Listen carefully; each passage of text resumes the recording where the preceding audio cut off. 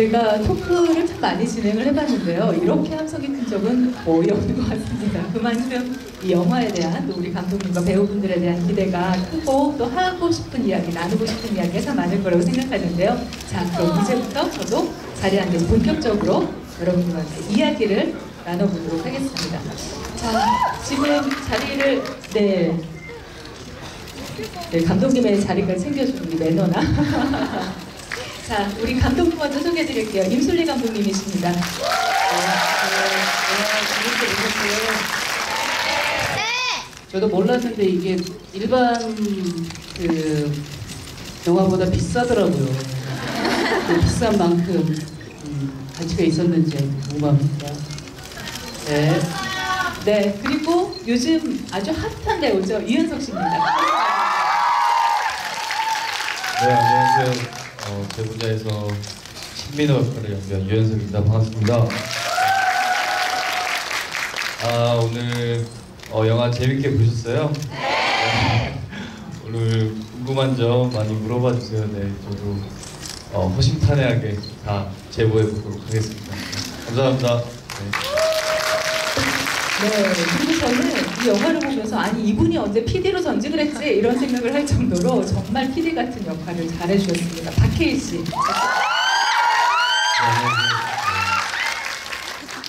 반갑습니다. 유연석 씨 팬들이 되게 많이 오신 것 같은데 원작실에 많은 잘 부탁드립니다.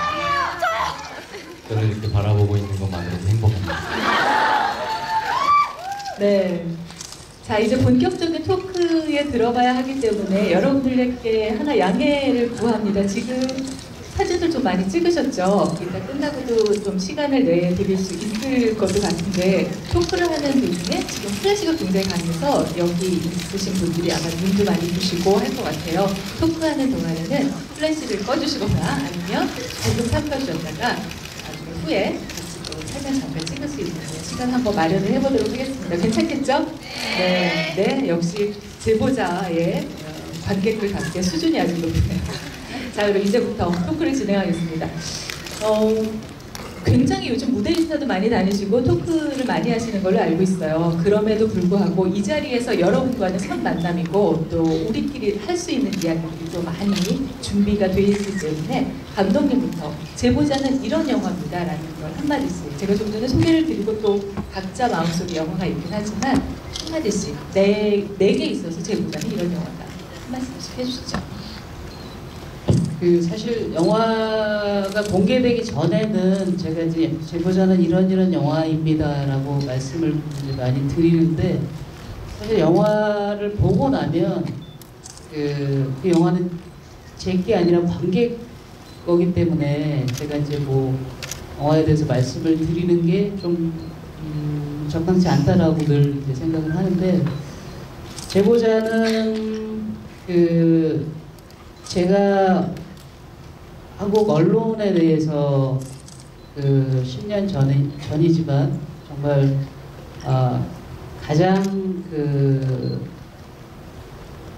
바람직하게 혹은 그 꿈꿔왔던 이상적으로 생각했던 언론인 그 다음에 그 가장 용기 있었던 한 제보자 그런 분들이 있었기 때문에 그 분들의 용기와 희생 덕분에 우리 사회가 조금은 좀 좋아진 모습으로 갈 수 있었지 않았을까 하는 어떤 저 나름대로의 어떤 오마주 같은 영화라고 생각하시면 될 것 같아요.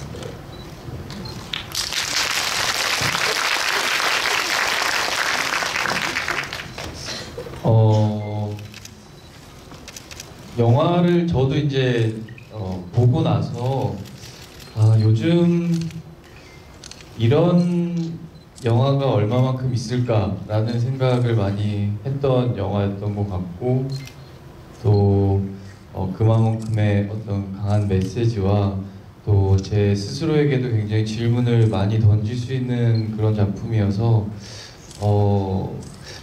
촬영할 때보다도 감독님을 더 존경스럽게 느낄 수 있었던 것 같아요. 특히나 영화를 보고 나서 굉장히 힘이 있는 영화인 것 같고 네, 그런 의미에서 제게도 굉장히 여러 가지 생각을 좀 많이 남게 했던 그런 영화였던 것 같아요. 네.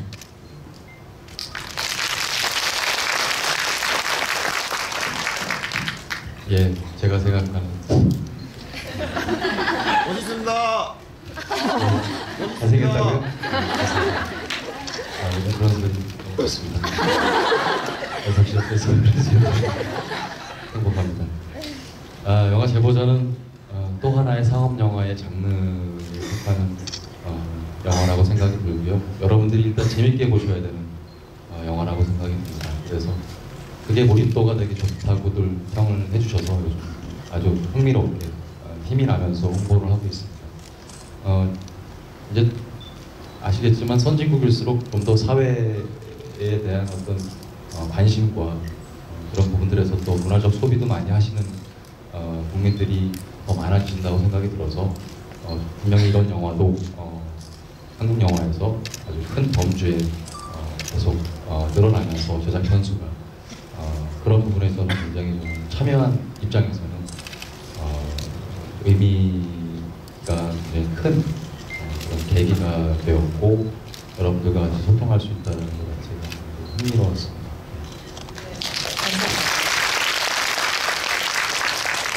여러분께서도 질문하고 싶으신 게 많으실 텐데 이렇게 얘기를 하면 아직까지는 손을 잘 안 드시더라고요. 그래서 제가 먼저 한 번씩 질문을 드릴게요. 그리고 여러분 준비되시면 질문을 또 같이 나누도록 하겠습니다. 저는 일단 감독님께 먼저 여쭤보고 싶은 게 있는데 사실 이것도 굉장히 많이 받은 질문 중에 하나일 것 같아요. 근데 사실 저는 이 제보자라는 영화를 보면서 좀 전에 제가 영화 소개를 해드리면서도 했던 얘기긴 한데 실제 있었던 상황을 모티브로 해서 만들었지만 이것은 선정적으로 어떤 팩트에 대해서 이야기를 풀어나가는 것이 아니라 그 영화 속에서 이 사람들이 추구해가는 어떤 가치관의 모습이라고 저는 판단을 했거든요. 이 영화를 만들겠다, 내가 이 소재로 만들겠다라고 했을 때 어느 점에 특별히 주안점을 두셨는지. 10년 전에 정말 아주 그 모든 사람들을 쇼킹하게 했었던 그 사건인데 그 사건이 가능했던 그 지점들, 그 한국 사회, 이제 저희 카페도 나오는데 전 국민을 상대로 어떤 그 벌인 그 사기극이라고 치면 일 개인이 그 사기를 당한 게 아니라 전 국민이 사기를 당했다라고 하면 그거는 어떤 개인 대 개인의 문제가 아니라 사회의 어떤 구조적인 그 부조리의 총적 그런 거라고 일단 그 현상에 대해서 10년 전의 현상이지만 아직까지 우리 사회에도 유효한 여러 가지 부조리하고 그런 상황들이 계속 이어지기 때문에 이런 것들은 어떤 총체적인 사회적인 문제라는 것에 대해서 좀 관심이 있었고 제가 원래 한국 사회에 대해서 굉장히 관심이 많은 사람이라서 그리고 이제 지금 아까도 말씀을 드렸지만 그렇지만 이것이 그 당시의 사건을 복귀하는 거는 사실 별로 영화적으로는 의미가 없다. 왜냐면 그 당시에 어떻게 그 디테일한 그 부분들은 다 그 당시에 만들었던 다큐멘터리라든지 책이라든지 여러 가지 그 자료들이 많이 있기 때문에 그것을 다시 지금 논의를 하는 것은 의미가 없고 지금 10년이 지난 이 시기에 우리가 이 사건을 모티브로 해서 이야기해 볼 수 있다라면 지금 좀 제 역할을 하지 못하고 있는 언론에 대한 부분 그다음에 우리 사회가 조금 더 상식적이고 민주적으로 발전하기 위해서 저는 사실 가장 바람직한 사회는 제보가 필요 없는 사회라고 생각해요. 왜냐면 제보라는 거는 그 시스템 안에서 상식이 작동이 안 되기 때문에 최후의 보루로 마지막 수단으로 어떤 한 개인의 크나큰 희생을 딛고 제보라는 마지막 순간의 선택이기 때문에 사실은 제보가 없는 사회가 가장 이상적인 사회죠. 그래서 그런 지금 생각해 봐도 그렇지만 제보가 필요 없는 사회가 아니라 한국 사회는 지금 어쩔 수 없이 개인의 어떤 제보에 의해서 그나마의 어떤 진실들이 유지가 되고 맥이 끊길 것 같은 어떤 사회의 어떤 건전성이 유지가 되고 있기 때문에 그런 부분에 대해서 좀 개인적으로 관심이 많아서 이 이야기를 좀 관객들하고 같이 공감하면서 이야기를 해보면 좋겠다라는 생각에서 녹음을 합니다. 네. 자, 그리고 두 분 배우들께 제가 하나 여쭤보고 싶은 건 영화 속에서는 각각 맡은 캐릭터가 내린 결정대로 따라온 거잖아요.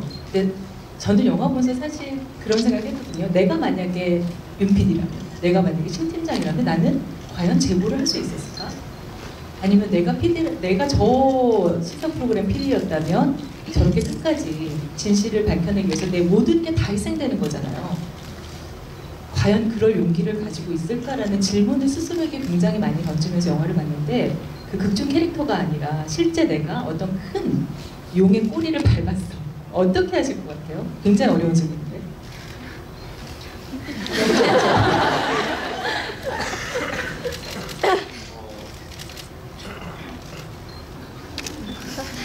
너무 놀라서 마이크도 꺼졌어.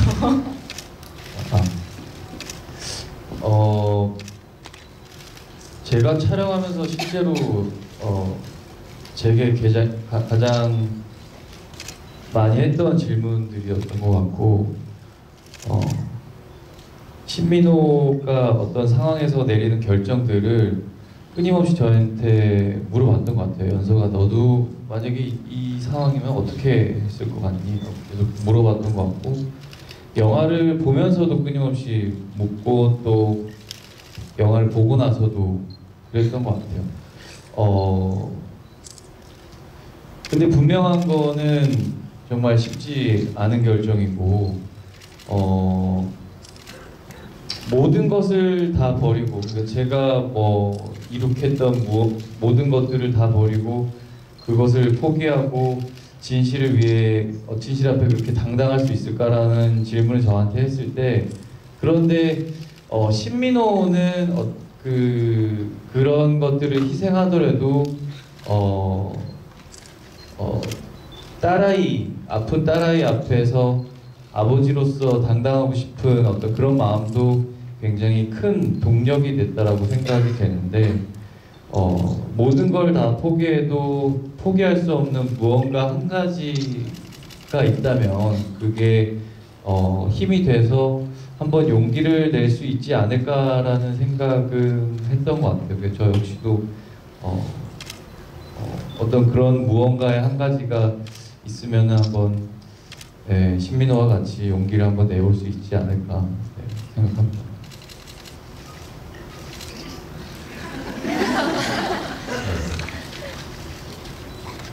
영화 보셔서 아시겠지만 굉장히 현실적인 인물이 아닐 수도 있죠. 워낙에 또 에너지가 강한 인물이고 또 집요하고 또 근성이라는 게 정말 그냥 보통 사람 이상의 어떤 기운을 지닌 것처럼 보이기도 하지만 사실은 보이지 않게 우리 현실에 마주하고 있는 언론인분들의 캐릭터라고 현실에 발붙어 있는 캐릭터라고 생각이 들었고요. 또 그렇게 허구의 인물이 아닌 우리 곁에 있는 언론인이라고 생각하며 연기를 했어요. 그래서 물론 그런 큰 이슈를 맞이하면서 거대한 진실을 찾아가는 그런 과정 안에서 나라면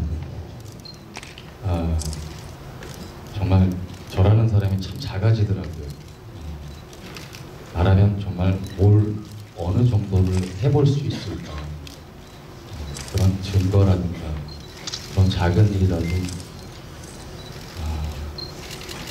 해볼 수 있는 능력이 있나, 정말 작아지더라고요. 그래서 그냥 배우이기 때문에 그 윤민철이라는 캐릭터가 오히려 더 끌렸을지도 모르겠습니다. 대리만족이라고 할까요? 근데 아마 제 캐릭터를 여러분들이 직접 해보신다고 했었어도 결코 만만치 않은 캐릭터일 겁니다. 실제로 그런 상황 안에 놓여있는 그 윤민철이라는 캐릭터는 가족도 있고요. 가족도 위험에 빠뜨릴 수 있는 그런 여지의 부분도 있는 것이고, 여러분들도 직장이 있으신 분들은 아시겠지만 또 직장 상사에 의해서 또 조직사회에 의해서 명령 그런 부분들도 부담이 클 것이고, 더 나아가서는 사회적 여파, 여론 정말 여론의 문매를 맞는 게 정말 참그 숨조차 쉬지 못할 어떤 그런 기분인 거라고 생각이 들고,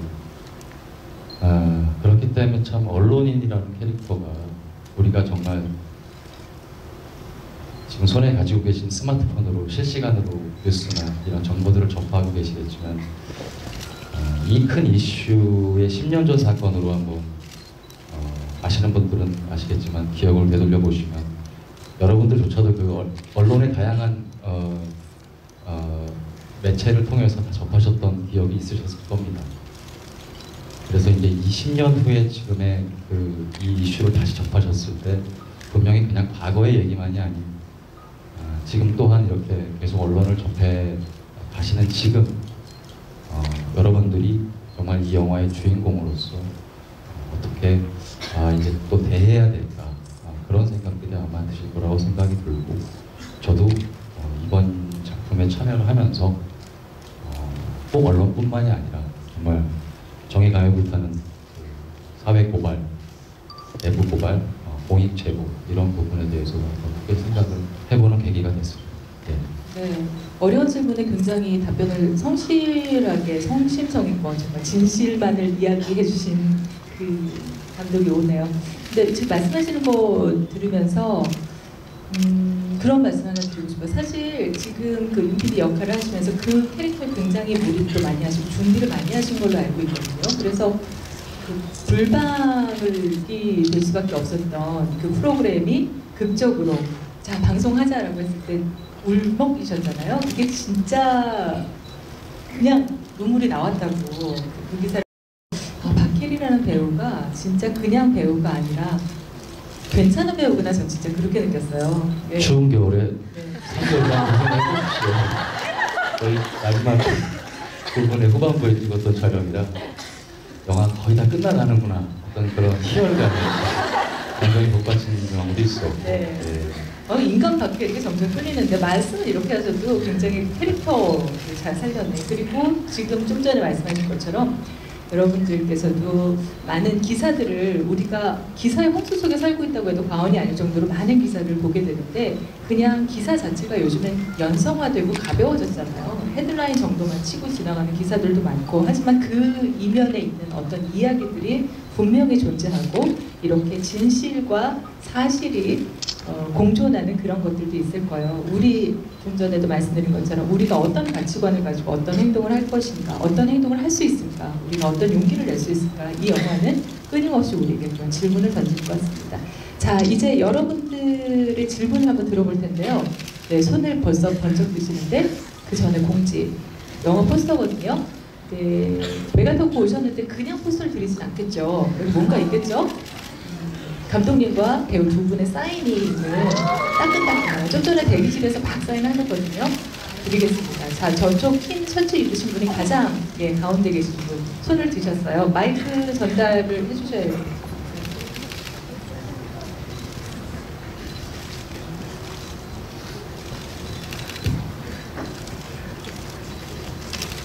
네, 영화 진짜 재밌게 잘 봤고요.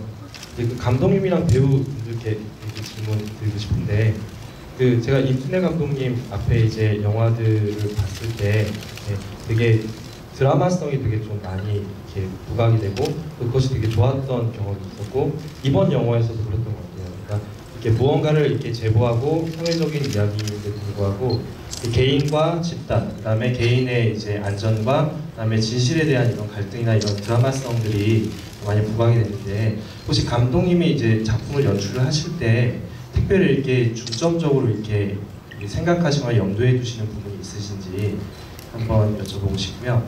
박해일 배우님, 그 극 중의 배역을 너무 이렇게 리얼하게 소화하셔서 혹시 이렇게 배역을 받으셨을 때 그 극 중에 이제 윤성환 PD를 봤을 때 어떤 인물로 이렇게 분석을 하셨는지 되게 궁금해요. 그래서 어떤 모습으로 내가 연기를 해야 되겠다는 생각이 있으셨는지 되게 궁금하고요.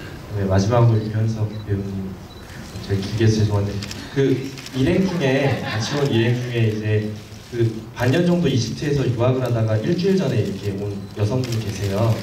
유현석 씨 광팬이라서 혹시 이제 이게 제보자가 인기가 너무 좋아서 지금 따로 떨어져 앉았거든요. 근데 혹시 메가톤도 끝나고 같이 이렇게 실례가 안 된다면 그 여성분이랑 사진 한번 같이 죄송합니다.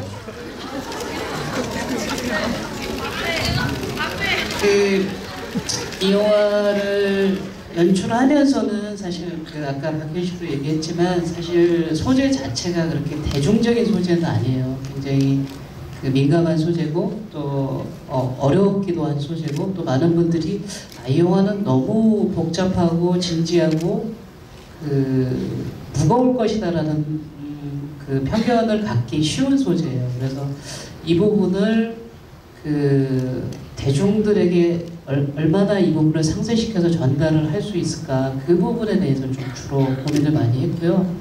그래서 이제 최대한 줄기세포나 이제 과학적인 부분은 이해하시는데 무리가 없는 수준까지 조금 편안하게 좀 쉽게 전달을 하려고 했었고, 음악이라든지 촬영이라든지 뭐 편집이라든지 기술적인 부분을 좀 최대한 소화할 수 있는 선에서 좀 장르적인 부분들을 좀 차용을 했고, 그다음에 이제 제가 이정환 박사를 다루는 그리는 방식에 있어서 이제 많은 분들이 또 너무 이정환 박사의 인간적인 부분을 또 부각한 것에 대해서 불만을 가지시는 분들도 있는데, 저는 이제 제가 다른 영화, 이전 영화도 언급을 하셨는데, 다른 영화 그릴 때도 그러니까 최대한 이제 뭐 주인공들만 좀 돋보이게 하고, 다른 잠깐 나오시는 분들이나 조연으로 나오시는 분들은 주인공을 돋보이게 하는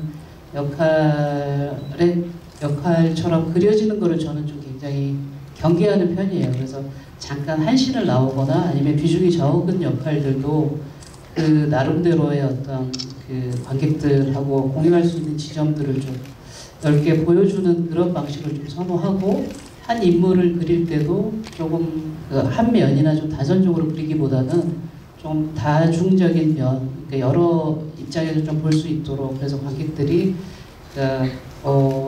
감독이 생각하는 그런 판단이 아니라 스스로 좀 인물에 대해서 조금 더 적극적으로 판단하실 수 있도록 그 부분이 좀 제가 연출을 하면서 좀 신경을 많이 쓰는 부분인 것 같아요.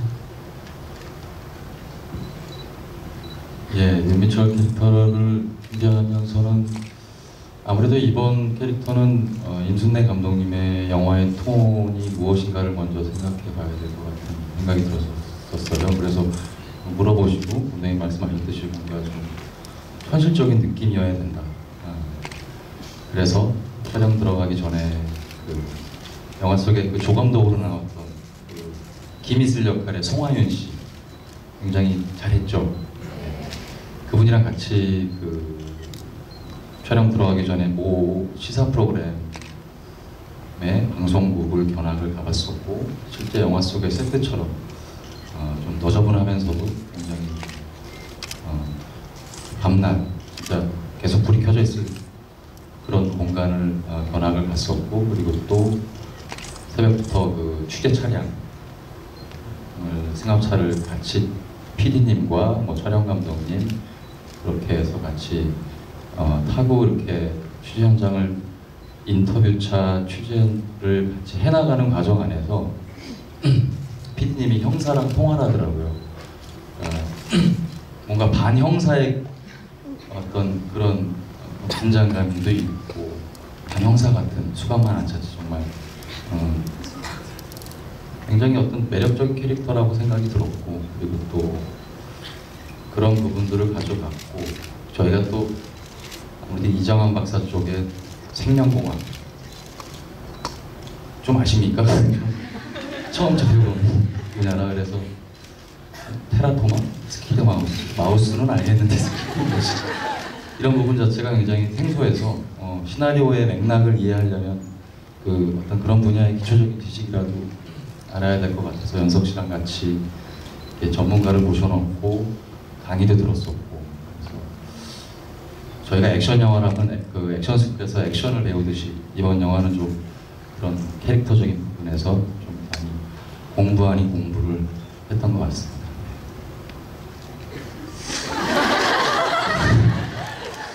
저도 역할에 대해서 뭐 얘기를 하는데 하지만 우선 오늘 GV에 앞서 굉장히 성실하게 답변을 하려고 했었고 그런 의미에서 본다면은 어디 계세요? 그 친구분은 어디 계세요? 나가신 거 아니에요? 아 거기 계세요? 네 알겠습니다. 네 이따 그 사인한 포스터 나눠드리면서 같이 사진 찍었으면 좋겠네요. 하지 말까요?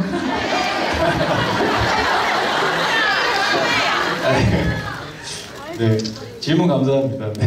네, 고맙습니다. 성실하고 멋진 답변. 자, 지금 쭉 얘기를 들으신 것처럼 저도 이 영화를 보면서 배우들의 시너지가 굉장히 좋은 영화라고 느꼈거든요. 그만큼 노력을 했었고 캐릭터에 대한 충실함이 느껴져서 참 좋았고요. 그리고 아까 임술래 감독님도 말씀하신 것처럼 이 영화 속에서 나타나는 그런 캐릭터들이 단순히 저는 임술래 감독님의 그 영화 언어를 굉장히 존경하거든요. 진짜로. 그 새 친구 때부터 저는 팬이었기 때문에 근데 저분이 만들어낸 그 언어는 굉장한 객관성을 갖고 있어요. 근데 그 객관성이 결코 그냥 나열식이 아니라 더 좋았고요. 그 박사도 얼마나 힘들겠어요. 그쵸? 겉으로는 막 줄기석이 11개 있다고 막 자랑을 하고 막 뭔가 일어난 것처럼 하는데 아무것도 없기 때문에 그 속은 얼마나 타들어갔을까요? 그리고 나중에 그 개를 찾아가서 그러잖아요. 너무 멀리 왔다. 스스로도 알아요. 더 이상 돌이킬 수 없기 때문에 멈출 수 없기 때문에 그래서 인간의 과욕이 과연 어디까지 갈 수 있으며 그것이 이미 자기 자신이 버려놨지만 걷잡을 수 없을 때 우리는 얼마나 절망에 빠질 수밖에 없는가 이런 생각을 여러 가지 생각을 다층적으로 던져주기 때문에 이 제보자가 우리에게 더 큰 감동으로 다가오는 건 아닐까 그런 생각이 듭니다.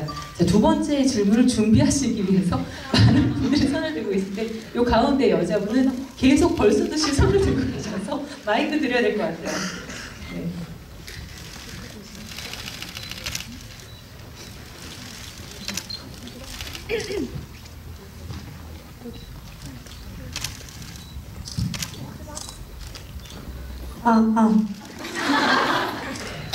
네, 안녕하세요. 영화를 겨울에 찍으셨다고 들었는데 고생 많이 하셨습니다. 다른 질문은 안 할 거고요. 혹시 촬영하시면서 가장 인상 깊었던 에피소드가 있다면 말씀을 부탁드릴게요. 그리고 저는 박해일 배우님의 14년차 팬입니다. 네, 저 중학교 때부터 팬이었고요. 그때 교복을 입고 따라다녔고 지금은 회사에서 유니폼도 못 벗고 이렇게 왔습니다. 일반 시사회는 갔다 왔고요. 이렇게 또 왔습니다. 그래서 저도 사진과 간절히 바랍니다. 네. 사랑합니다.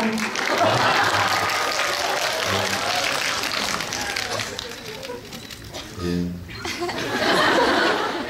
14년 차면 임순애 감독님과 저희 데뷔작 와이키키 브라더스 처음 보시고 지금까지 계속 지켜봐 주셔서 감사합니다. 앞으로도 쭉 남자분 질문 때문에 참 저도 사진을 안 찍어드릴 수가 없네요. 이따가 이따 뵙겠습니다. 예. 에피소드는 아무래도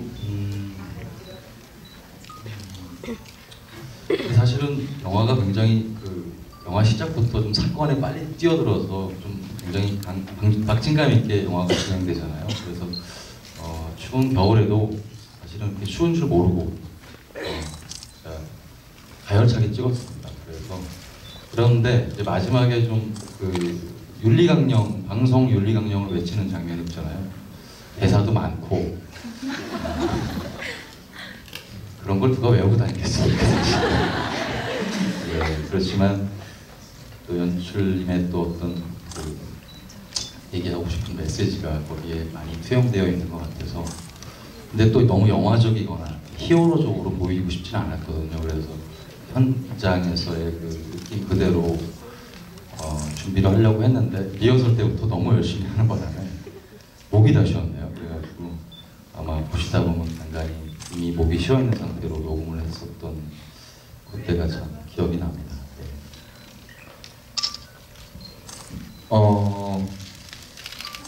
저도 겨울을 참 좋아하기는 하는데 추위를 좀 많이 타서 저도 항상 촬영할 때마다 그 추위와의 싸움이 쉽지 않은데 다행히도 이번에는 좀 넉넉한 핏의 옷들과 바지와 이런 적이 거의 없었던 것 같아요. 촬영하면서 항상 뭐 딱 떨어지는 옷들이 있다 보니까 안에 뭐 좀 껴입으려고 해도 그러기가 좀 힘든데 다행히도 신민호는 좀 뭐 그래도 되지 않아서 감독님 몰래 안에 뭐 내복도 몇 겹씩 껴입고 또 묻 배우보다도 훨씬 많이 핫팩을 붙여가면서 촬영했던 기억이 나고요. 저도 글쎄요, 그 영화 찍으면서 좀 모르겠어요. 막 이렇게 재밌는 씬들이 많으면은 모르겠는데 신민호가 좀 이렇게 굉장히 고민해야 되는 지점들이 많아서 이렇게 현장에서 뭐 장난은 많이는 못 쳤던 것 같아서 어떤 재밌는 에피소드보다도 글쎄요, 저는 뭐 장면도 기억에 남고 또 옆에 있는 혜일 선배랑 같이 그 지하철 환승 통로에서 같이 글쎄요 뜨겁게 연기했던 것 같아요. 네, 그 같이 많은 에너지를 쏟으면서 그리고 신민호에게도 굉장히 절박했던 씬이어서 그 씬 찍을 때 너무 기분도 좋고 또 저희가 리딩할 때도 그 씬은 참 좋았던 것 같아요. 제가 다른 씬들 이렇게 좀 버벅거리더라도 그 씬은 글쎄요 모르겠어요. 둘이 이렇게 하는 씬이 굉장히 기억에 많이 남았었는데 촬영할 때도 참 좋은 기억으로 남아서 네, 그 씬 참 기억에 많이 남습니다. 네.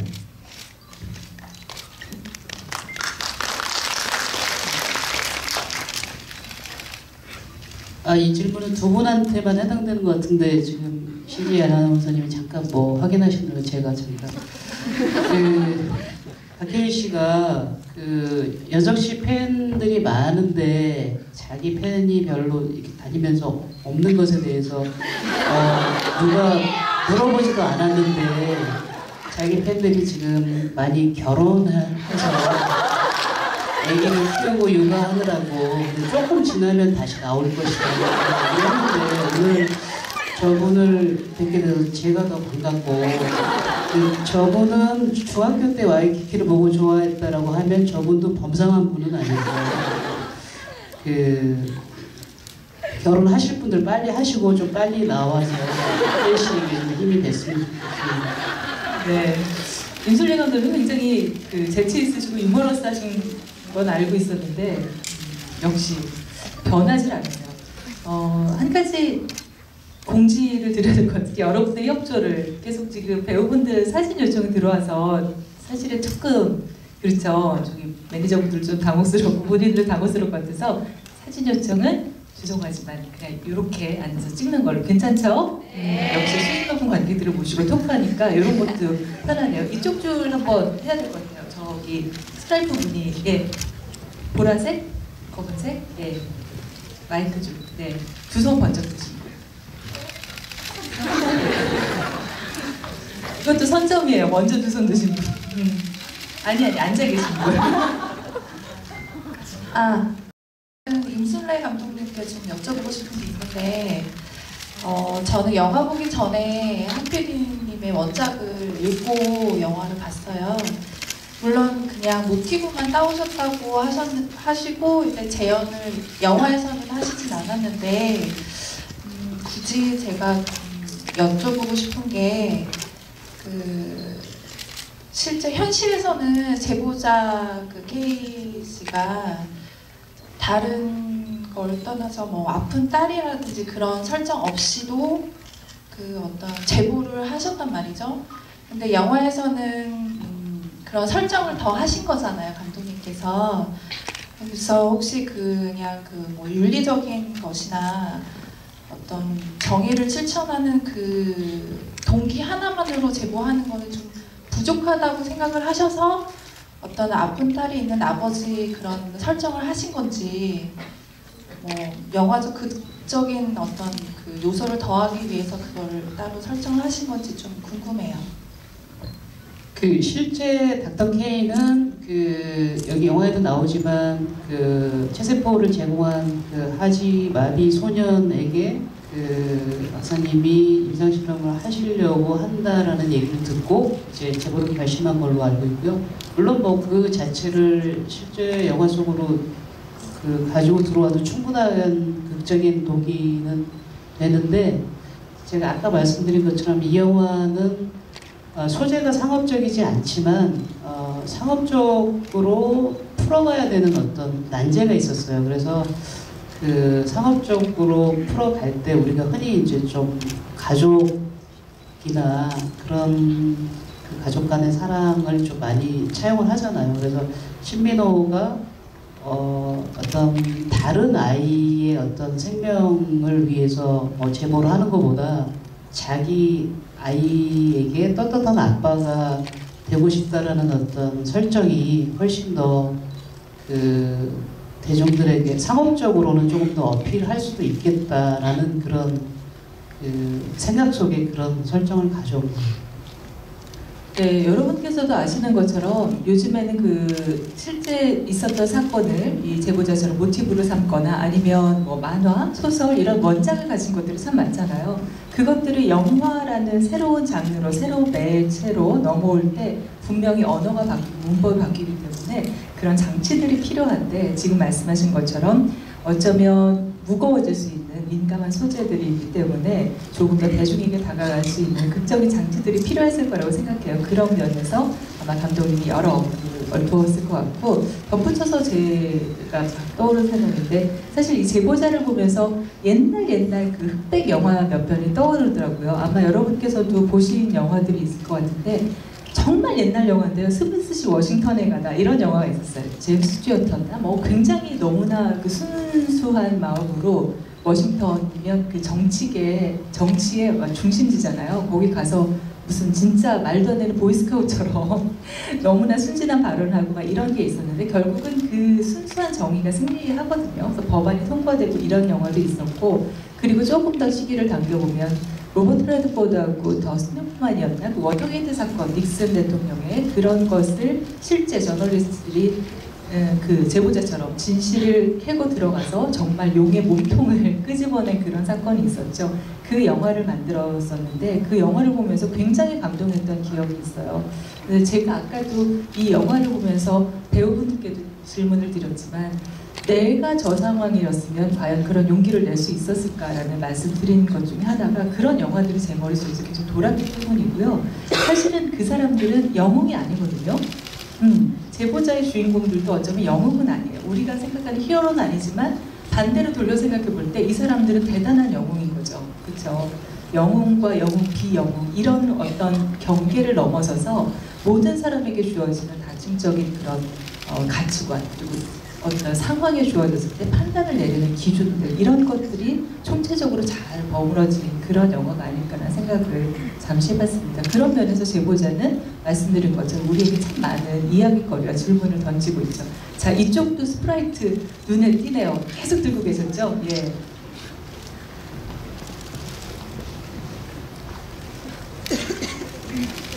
번쩍 들어주세요, 마이크. 아, 네. 영화 정말 잘 봤고요.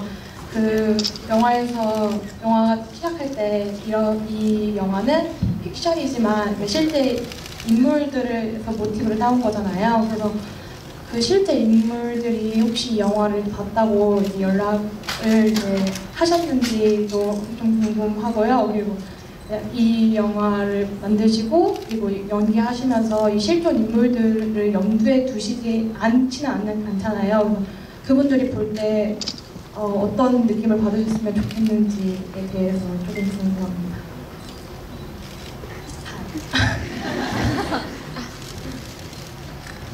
요거는 그냥 제가 대표로 대답을 할게요. 일단 실제 인물들이라고 하면 한 세 분이겠죠. 박사님, 제보자, PD님. 박사님은 만나지 못했어요. 러시아에서 맘모스 복제한다고. 그래서 너무 멀어서 뵙지 못했고, 나머지 국내에 계신 분들은 이제 아무래도 사실은 그 영화 속에 나오지만 취재윤리라는 게 있듯이 또 영화를 만드는 사람으로서의 또 당사자들이니까 또 아무 얘기 없이 영화를 만들 수는 없으니까 또 실제로 그 제보자 같은 경우에 딸이 또 아픈 걸로 설정되어 있기 때문에 이런 부분들은 또 심리적으로 좀 이렇게 말씀을 드려야 되는 부분이고 그래서 사전에 좀 만나 뵙고 두 분은 만나 뵀었고요. 그 다음에 이제 영화도 만든 다음에 이제 또 아무래도 극장에서 또 그분들이 돈 내고 보는 것보다는 저희가 이렇게 만들었으니까 또 어떻게 보셨는지 궁금하기도 하고 또 예의이기도 해서 모셔서 봤고요. 네. 근데 이제 아무래도 본인들이 직접적으로 관련돼 있다고 보니까 그 당시에 어떤 실제 사건들이 너무 주마등같이 스쳐가고 굉장히 많은 감회들이 있기 때문에 아마 여러분들처럼 그렇게 객관적으로 좀 편안하시게는 볼 수가 없었을 거예요. 그냥 만감이 교차하는 그런 거고 다행히 이제 이 영화가 끝났을 때 이분들 출발이 사실은 그분들에 대한 저의 어떤 오마주로 출발이 됐는데 영화가 그분들에게 누가 되거나 그분들이 좋아하시지 않으면 저한테는 개인적으로 좀 굉장히 힘들었을 텐데 다행히도 굉장히 좋아해 주셨고 저한테는 이 영화가 그 두 분들께 그 힘든 그 과정을 거치셨던 분들께 어떤 작은 어떤 위로가 됐으면 좋겠어요. 네. 네 함과 동시에 손을 번져 주셔서 짙은 파란색 옷, 입으신 분께 포스터가 남아는 질문은 여기가 마지막이고요. 포스터 받으면 좋지만 아니어도 질문을 더 받을게요. 괜찮죠? 네. 이 앞에 계신 분. 네. 이제 알아서 자동으로 일어나서 마이크를 기다리시군요. 네. 안녕하세요. 저는 감독님께 이제 여쭈고 싶은 질문은요. 10년 전에 언론이 제대로 기능했던 모습을 영화에 담고 싶다라고 하셨는데 특별히 줄기세포 조작에 대해서 얘기하신 거는 생명에 대해서도 뭔가 하고 싶은, 전하고 싶은 메시지가 있지 않을까 생각을 했고요. 특히 그 복제계가 아파하는 모습, 그다음에 딸이 아파하는 모습 이런 걸 통해서 전해주시고 싶었던 생명에 대한 메시지 이런 걸 좀 듣고 싶고요. 그다음에 저희는 정보를 제공하거나 공급하는 입장이 아니고 정보를 수용하는 입장에서 저희가 반대되는 언론의 그 이야기들을 듣는 경우가 굉장히 많은데 이때 저희가 어떤 태도를 가져야 될지 윤 PD님이 좀 한마디 해주셨으면 좋겠고요. 그 다음에 유연석 씨 사랑하고요.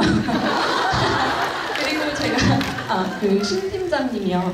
그러니까 가족을 위해서 모든 걸 다 버리고 가장 큰 용기를 내셨는데 사실은 그 과정에서 가족이랑 멀어질 수밖에 없는 그런 모습들을 보면서 되게 답답하기도 하고 그 과정을 그렇게 끌어나가는 그 캐릭터에 대해서 좀 이기심 같은 것도 느꼈고 그다음에 되게 속이 상했었는데 그런 연기를 하시면서 어떤 생각이 드셨는지도 얘기해 주셨으면 좋겠습니다.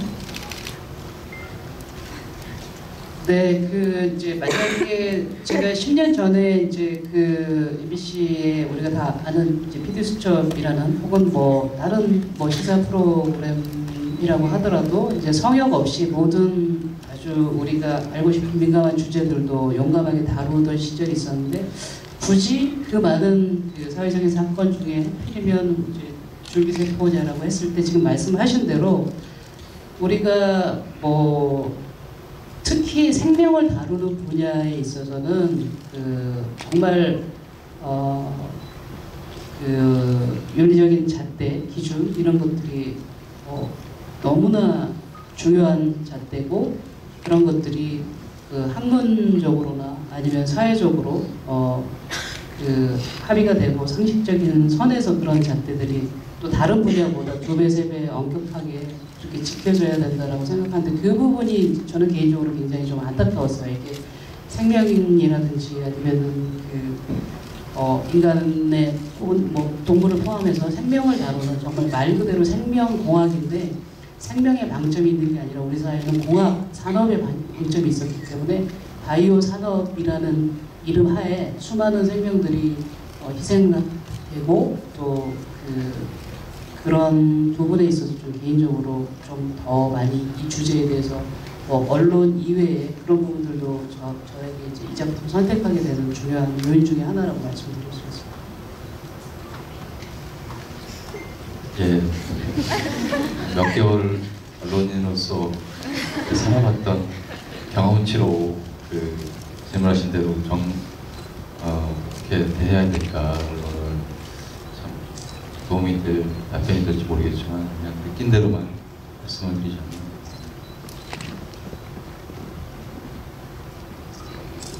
제가 촬영을 들어가기 전에 이제 핸드폰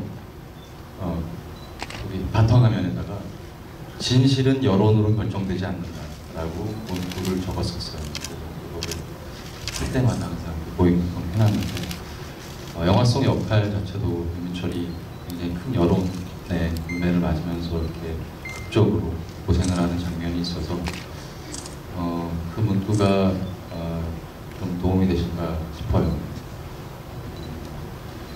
그리고 언론을 정보를 수용하는 입장이라고 하셨잖아요. 저도 그런 입장이고요. 그런 입장에서는 분명히 스스로 판단할 수 있는 어떤 자기만의 기준이 있었으면 합니다. 중요한 건 앞으로 또 뭐 독립적인 언론사들도 해외에도 많이 있듯이 국내에도 생겨나고 있고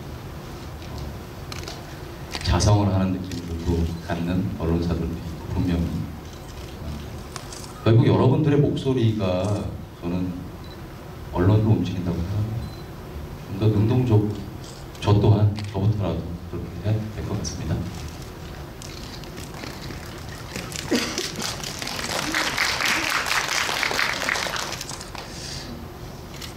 신민호가 제보를 이제 결정을 하고 가족과 이제 좀 떨어져 지내려고 결정을 하게 되죠. 네.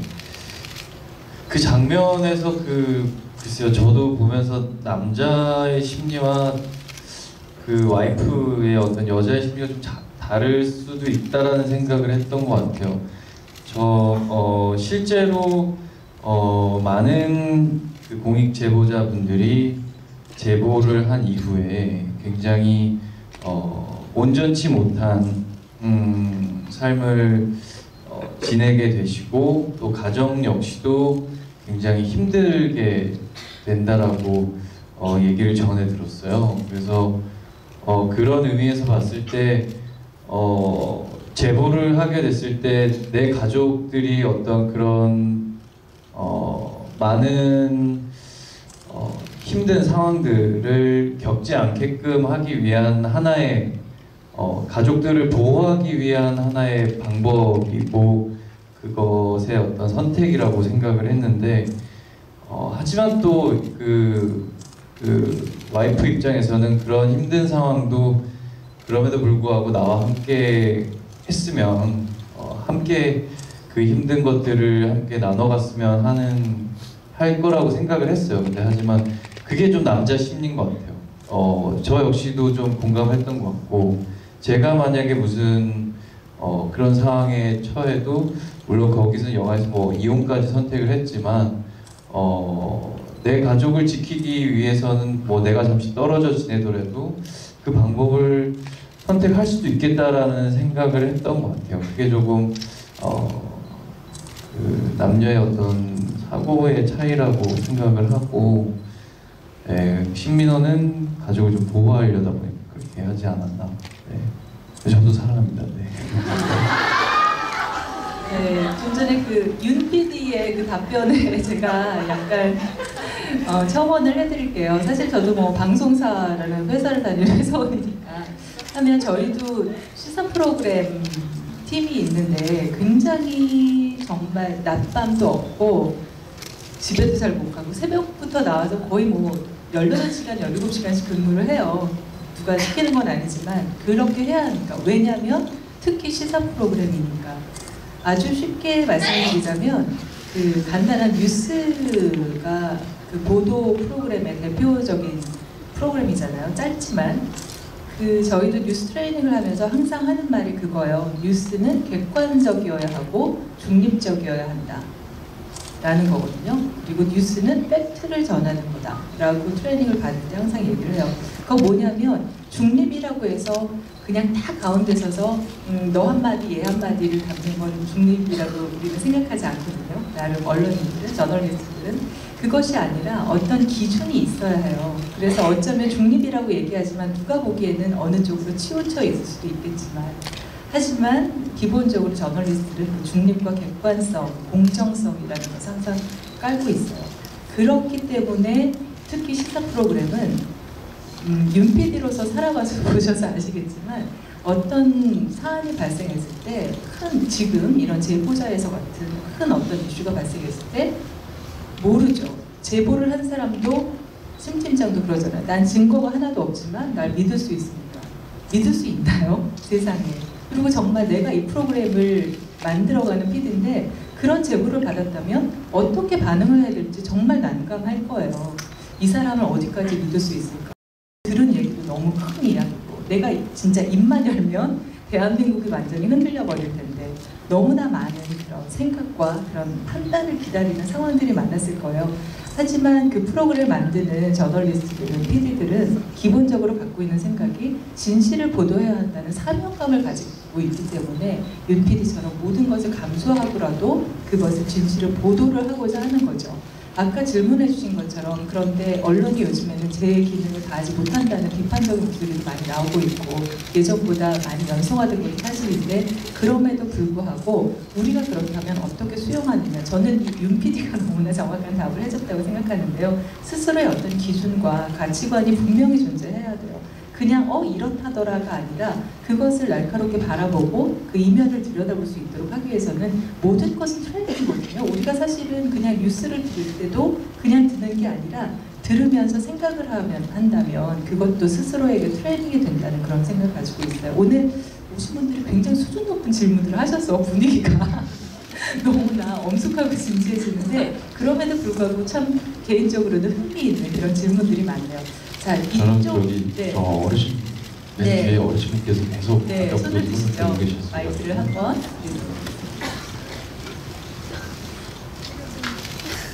아니 사실은 제가 손을 들고 싶어서 드는 게 아니라 옆에 있는 제 와이프가 박혜인 씨 팬이에요. 그리고 좀 힘이 있어가지고 질문을 뭐 할까를 생각을 못했는데 지금 계속 찔려서 질문을 하고 있습니다. 양해해 주시고요. 저는 영화를 보면서 가장 감명 깊었던 게 아까 그 감독님의 그 언어의 마술이라고 그랬는데 과연 사실이 우선이냐 국익이 우선이냐 하는 문제가 나왔던 것 같아요. 그래서 그 문제를 한번 다시 좀 그 화두로 생각을 해봤고 지금 이 문제는 아마 제가 기억하기로는 미디어에 난 거는 2005년도에 한국뿐만 아니라 전 세계의 그 과학계의 가장 큰 스캔들로 알고 있습니다. 그 한 20년 동안에. 그 다음에 생명공학에서는 가장 큰 스캔들로 아직도 기억이 되고 있어요. 그런데 그거를 처리하는 것이 우리가 과학적인 성숙도를 가지고 그 당시 처리를 했는지 아니면은 어떤 여론이라는 걸 가지고 처리를 하다 보니까 이게 요새 세월호 문제와 같이 너무 그게 이렇게 종기처럼 아까 테라토마라는 얘기도 나왔는데 그렇게 변형이 된 것은 아닌가 그런 생각을 한번 해봤습니다. 이상입니다. 네, 감사합니다. 이렇게 사모님께 살짝 의자들을 숨으시는데 오히려. 네, 지금 말씀하신 거 저도 영화를 보면서 참 비슷하게 느꼈을 것 같은데 우리는 과연 진실을 보려 하는가. 아까 질문해 주신 거에 대한 일종의 답도 됐을 것 같아요. 우리는 과연 진실을 원하는가 아니면 어떤 위안을 원하는가 라는 것도 스스로에게도 우리는 그 정보를 제공하고 수용하고 요즘에는 그것도 경기가 점점 허물어져 가잖아요. 스스로에 대한 어떤 책임감 이런 것도 가져야 되지 않을까 생각을 하고 있네요.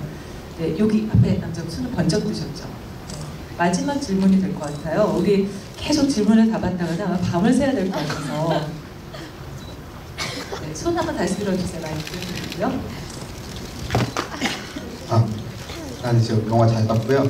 저는 임순례 감독님 엄청 팬이어가지고 또 와이키키 브라더스 때부터 감독님 작품을 좀 챙겨봤는데요. 그 작품은 하면 생각나는 게 또 이제 박해일 배우님의 그 20대 때 교복 입은 모습으로 되게 푸대했던 모습이 생각나는데 저는 이제 그 이후로 되게 오랜만에 두 분이 또 한 작품 나와서 너무 반갑더라고요. 그런데 같이 이렇게 작업하셨던 오랜만에 작업하셨는데 어떤 기분으로 하셨는지 그게 궁금했습니다. 그 당시에 이제 뭐 박해일 씨는 뭐 10대 고등학생 역할을 맡았지만 실제 나이는 20대 중반이었어요. 굉장히 동안이었죠. 그래서 그때 이제 그 일단 역할이 그 주연 배우의 아역이었기 때문에 저는 좀 아역으로 생각했어요. 그러니까 뭐 굉장히 어린 친구, 그다음에 이제 나머지 친구 3명이 다 실제 고등학교 10대 아이여서 혜인 씨도 묻어서 이제 어린 친구라고 생각을 했었고, 그다음에 이제 아직 영화를 처음 찍는 연극 배우지만 영화는 처음 찍는 친구고, 그래서 사실 그냥 저는 그냥 굉장히, 그렇지만 저는 그 당시에 박해일 씨가 앞으로 굉장히 잘 될 거라고 이미 생각을 하고 있었어요. 영화를 찍으면서 이 친구는 언젠가는 정말 그 좋은 배우가 될 것이다라는 생각을 이미 하고 있었고, 그렇지만 그냥 어린 친구라고만 생각을 하고 있었는데 이제 그 13년 사이에 박해일 씨 개인으로는 엄청난 변화가 있었던 거죠. 굉장히 뭐 많은 좋은 작품을 다른 감독님들하고도 많이 찍었고, 그 개인적으로 결혼도 했고 아이 아빠도 됐고, 무명의 연극 배우에서 한국에 뭐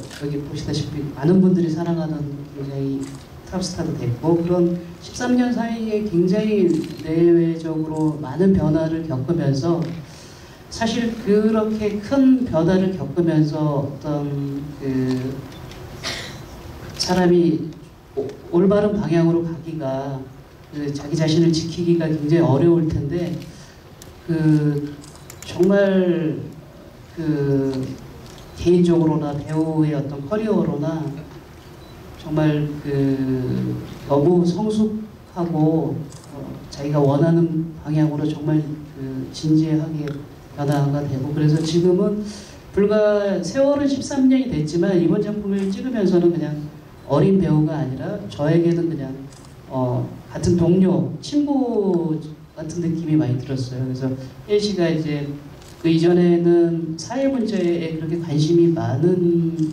친구인지 몰랐는데 이번 작품 찍으면서 이제 역할이다 보니까 굉장히 사회 문제에 관심을 많이 갖게 돼서, 그 영화를 찍는 동안에 이제 어떤 사건들이 생기면 항상 그 부분에 대해서 얘기를 같이 나누고, 그래서 이제는 그 어떤 외적으로는 친구가 아니지만 정신적으로는 어떤 친구 같은 사이가 된 것 같아요.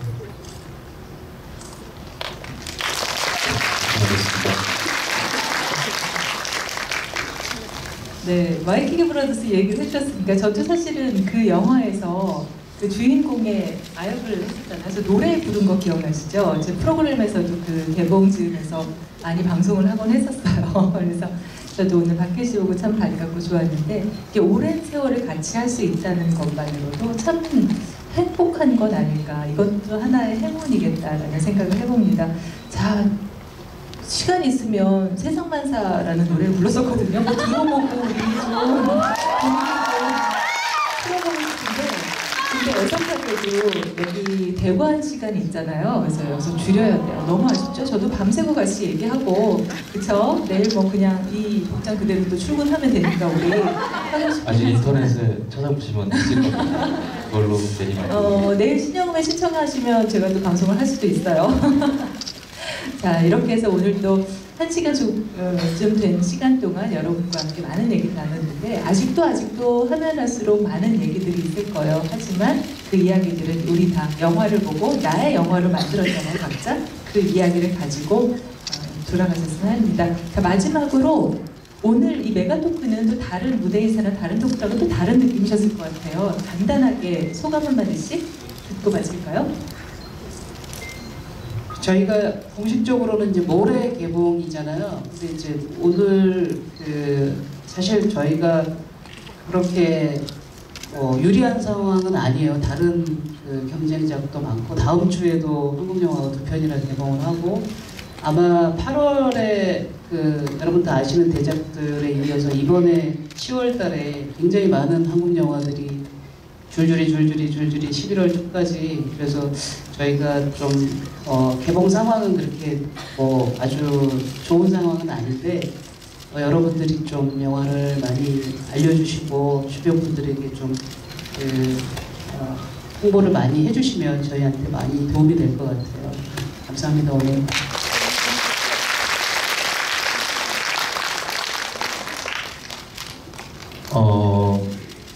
많은 분들과 얘기를 한 분 한 분 다 나누고 싶은데 그럴 수 없는 게 참 안타깝고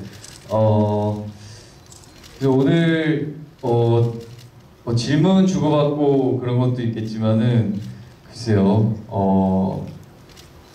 14년 만에 만난 감독님과 선배님의 어떤 그 히스토리와 함께 또 14년 동안 또 이렇게 함께해온 팬분들과의 대화가 굉장히 의미 있게 저한테도 다가왔던 것 같고 저 역시도 오늘 계신 분들이 이제 14년 뒤에 다시 또 이런 자리에서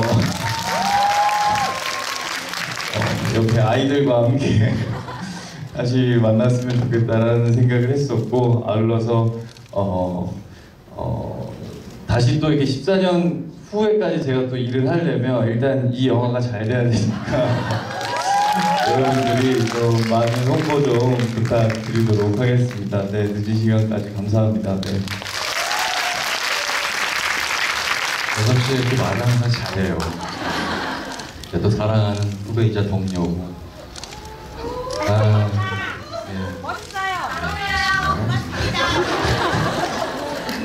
전원의 자세로 돌아와서 저희 영화 홍보하러 왔습니다. 그래서 이제 집에 토크도 한 거고. 재밌게 보셨다면 한 번 더 보십시오. 약간 테라토마나 이런 용어들도 사실은 영화 보시면서 이렇게 자막도 깔리고 그래서 좀 헷갈리셨을 텐데 그런 부분들을 잠깐이라도 더 숙지하고 보시면 영화가 이렇게 더 정확히 더 보이실 겁니다. 그리고 또 재밌게 보셨으면 많은 분들께 좀 알려주십시오. 제보해 주십시오. 감사합니다. 네. 지구의 회사를 제가 좀 자주 다니는 편인데요. 오늘 분위기가 저는 너무너무 마음에 들어요. 감독님과 배우분들 그리고 여러분들의 이 호흡이 굉장히 잘 맞았다는 생각이 들고 아주 차분하고 질서정연하게 그리고 호흡도 너무 잘해주시고 마지막 하나만 생명공학과는 관계가 없는 얘기긴 하지만 우리가 흔히 사건이라고 얘기를 하는 것은 우주의 그 시공간에 찍힌 한 점을 물리학적인 의미에서 사건이라고 하거든요. 먼 날 1년 뒤 혹은 10년 뒤, 20년 뒤, 30년 뒤에 이 시간을 딱 돌아봤을 때 이 자리에, 이 공간에서 우리가 함께 나눴던 이 메가토크가 아름다운 사건으로 남기를 바라보면서 오늘 메가토크는 여기서 마치겠습니다. 여러분 고맙습니다. 그리고 아까 질문하신 포스터 받기로 하신 5분 이 앞에 나오셔서 감독님과 배우분들이 이렇게 나눠주시면 좋을 것 같아요. 5분.